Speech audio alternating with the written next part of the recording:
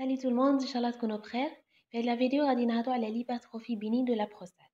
Alors si le sujet d'aujourd'hui ça vous intéresse, شاهدوا la vidéo jusqu'à la fin et n'oubliez pas de j'aime ou abonner à la chaîne. Alors l'hypertrophie bénigne de la prostate c'est quoi? C'est une hyperplasie de la zone de transition de la prostate. كما كنتوا تشوفوا في la photo, la zone de transition هي اللي راهي بلا couleur vert ou اللي راهي بلا couleur bleu, c'est la zone centrale ou اللي راهي بلا couleur mauve, c'est la zone périphérique. Donc, قبل ما نكملوا الموضوع تاعنا عندي un point très important نقول لكم c'est que l'hypertrophie bénigne de la prostate ne se cancérise jamais. Jamais ما غادي تولي un cancer parce que le cancer s'intéresse à la zone périphérique alors, et que l'hypertrophie bénigne de la prostate s'intéresse à la zone de la transition, la zone اللي راهي بلا couleur verte. نكملوا. Cette hypertrophie de la prostate, c'est une affection qui est bénigne et très fréquente et liée au vieillissement. نهضروا على la région وين جايه la prostate. La région تاعها جايه تحت la vessie اللي راهي بلا couleur bleue ou entourée, elle est autour de l'urètre.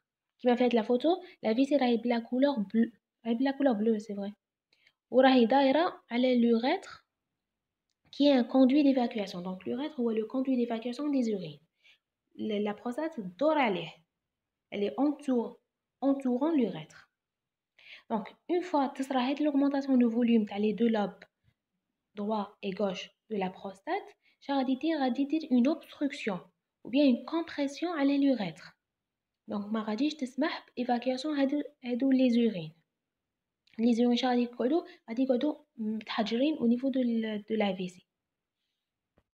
Mais la vessie مي توصل à un niveau précis, c'est bon تبغي évacuer بصح ما طيقش, genre l'urètre راهي بوشيته.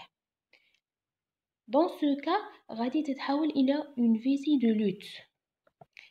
Une vessie de lutte, c'est que elle lutte contre هذا l'obstacle. Le muscle de la vessie يعطوا le détrusor. Et le trigone كيما راكم تشوفوا هذا trigone يتحول un entonnoir. يفوت منه les urines.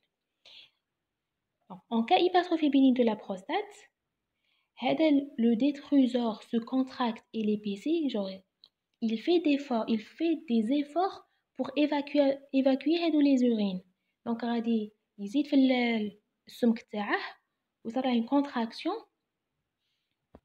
mais malgré ça les urines ما غاديش يهودوا. كيما في هاد la photo راهي تبين بلي l'hypertrophie غادي يدير une obstruction à l'urètre par rapport l'état normal. Donc, le retentissement hypertrophie bénigne sur la vessie, comme le détrusor se contracte et l'épaissit, donc c'est l'hypertrophie de détrusor. Mais il y a des diverticules vésicaux, des diverticules. Mais malgré ça, après certains moments, c'est bon. La vessie, elle devient distendue et non fonctionnelle. Donc, des efforts. Après mota, c'est bon. Mais tu les تشد. ما تراش هذيك les sphincters striés ما يولوش يشدوا على بها لا بيرسون نقولوا بلي حاجتكم تولي تقطر على روحها. دونك هذا هو الشرح تاع لو syndrome de bas l'appareil urinaire اللي فيه la vessie de lutte. On passe maintenant à des facteurs de risque.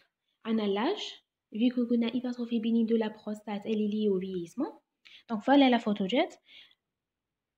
La photo اللي راهي من الفوق هي مين تكون une vessie de lutte, مين le détrusor يكون hypertrophie, se contracte تكون augmentation l'épaisseur تاعه, وزوجة مين يظهروا les diverticules. C'est bon que تشوفوا l'épaisseur عاود نقص وظهروا les diverticules. La troisième étape من la vessie تولي distendue et non fonctionnelle.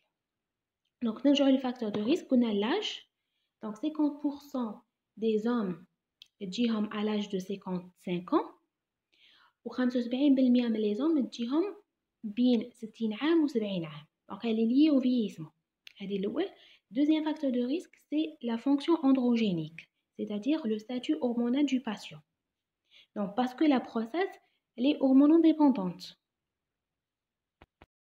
Le testostérone agit sur le fonctionnement et le volume de la glande prostatique. Donc grâce à un enzyme SMO5 alpha réductase, on a une transformation de testostérone en dihydrotestostérone. Pour cette raison, lorsqu'on veut diminuer le volume de la prostate, on donne un traitement qui est un inhibiteur de 5-alpha réductase.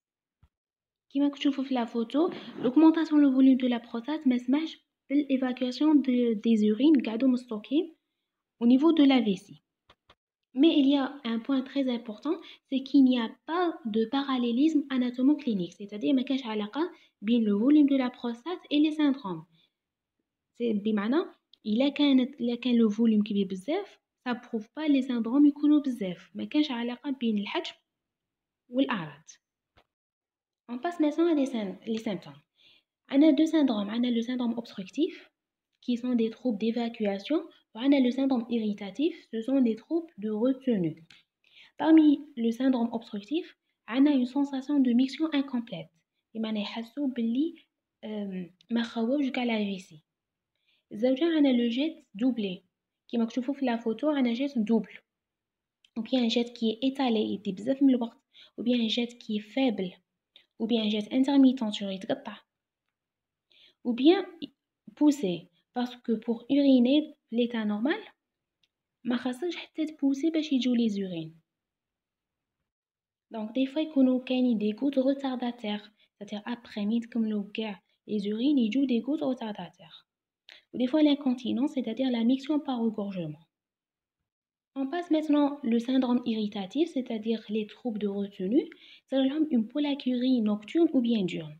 Donc la fois passée à la pollakiurie, c'est quoi? C'est la personne تنتحاز بزاف, genre يتحازوا بزاف باش يدخلوا les toilettes حاشاكم, بصح كل ما يدخلوا يديروا des quantités صغار. Alors que la quantité تاع 24 heures, c'est-à-dire la quantité تاع النهار كامل, c'est la même quantité en dehors hypertrophie bénigne de la prostate. C'est la même quantité, la personne اللي ما عندها والو. C'est seulement يتحازوا بزاف ويدخلوا toilettes بزاف وكل ما يدخلوا يديروا une quantité صغيرة. هذه pollakiurie. هما عندهم des pollakiuries صباح, diurne et nocturne aussi. وعندهم d'autres symptômes في le syndrome irritatif, le besoin des mictions qui est impérieuse. Genre, il faut maintenant يدخلوا aux toilettes. Quels sont les examens complémentaires demandés en cas de hypertrophie bénigne de la prostate? On a l'échographie, on a PCA et ECBU, c'est l'examen cytobactériologie urinaire. Parce que l'infection urinaire, c'est une complication de hypertrophie bénigne de la prostate. Donc, le diagnostic de l'hypertrophie bénigne de la prostate repose sur le toucher rectal. Une fois tu fais le toucher rectal, tu fais une hypertrophie prostatique qui est lisse, bien limitée, régulière, homogène, à la disparition le sillon, parce qu'il y a un sillon entre lobe droit et lobe gauche. Une fois on a une augmentation du volume dans les deux lobes, donc on aura une disparition des sillons, le sillon médian. Microscopie ou bien histologie. Donc, hypertrophie de la prostate, c'est un adénomifibrome. Adéno, c'est-à-dire des granules, mais musculaires, fibrons, ce sont des fibres. On passe maintenant aux médicaments. Les médicaments de hypertrophie bénigne de la prostate, on a 3. Soit les alpha-bloquants, soit les inhibiteurs de 5-alpha réductase, comme c'est et ou bien des phytothérapies. Ou des fois, aussi, on a un traitement chirurgical. كما كنكونوا وصلنا نهاية الموضوع تاع اليوم، إن شاء الله تكونوا استفدتوا من الموضوع تاعنا. تهلاو في روحكم، نتلاقاو في موضوع جديد. باي باي.